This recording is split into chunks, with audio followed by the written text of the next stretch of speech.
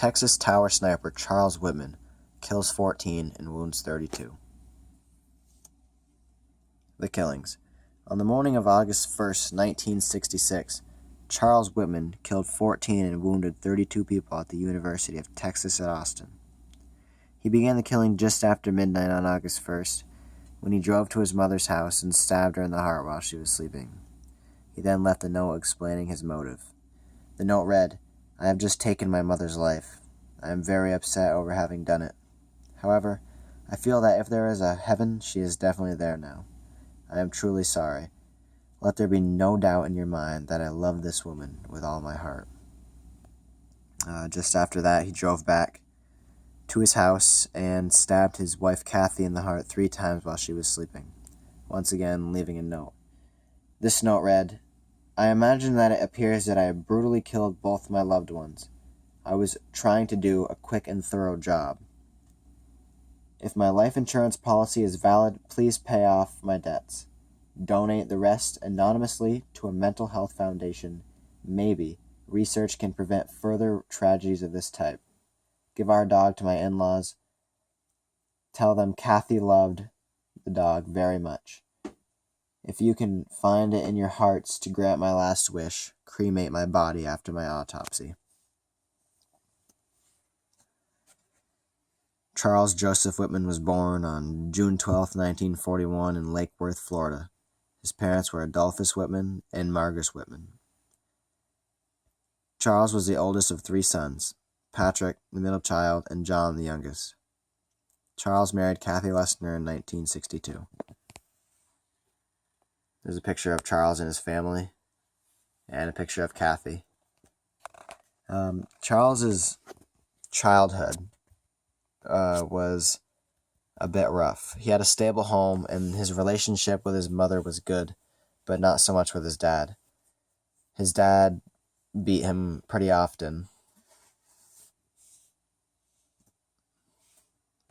Some details about Charles.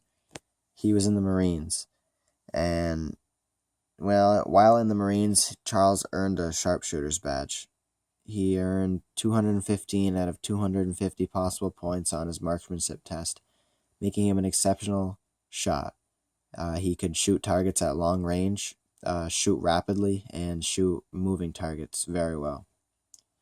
In the tower, Charles brought with him 7 firearms.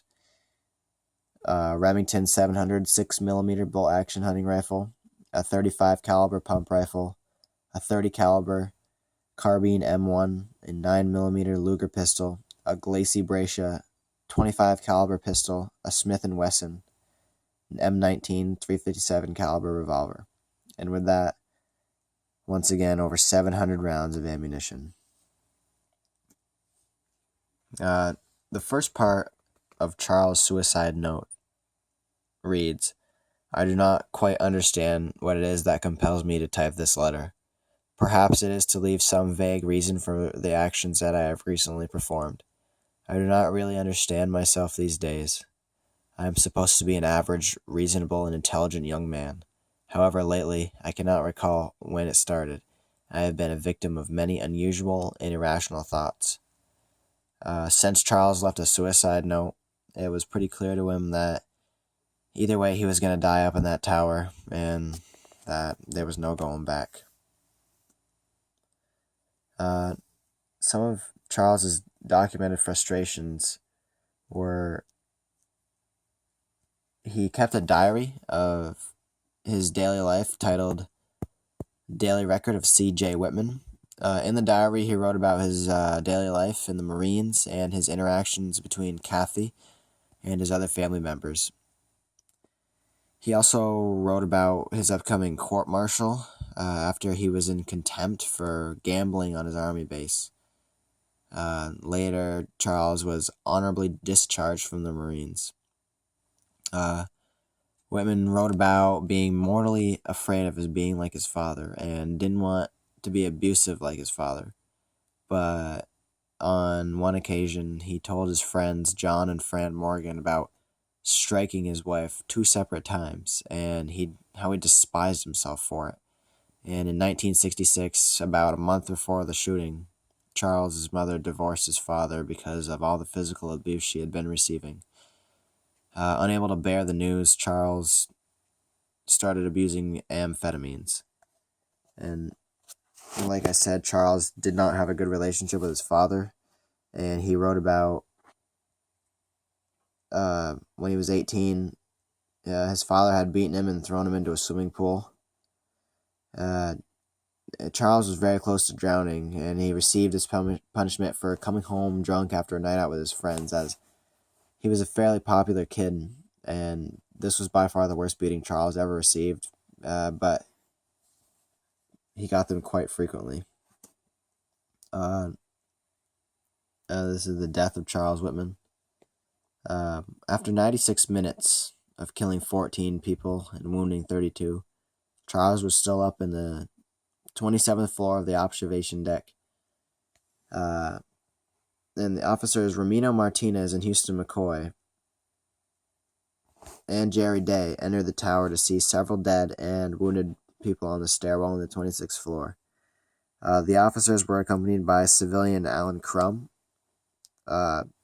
Once the four men got the wounded to safety, Officers Martinez and McCoy went up the east stairwell, while Officer Day and Alan Crum went up the west stairwell.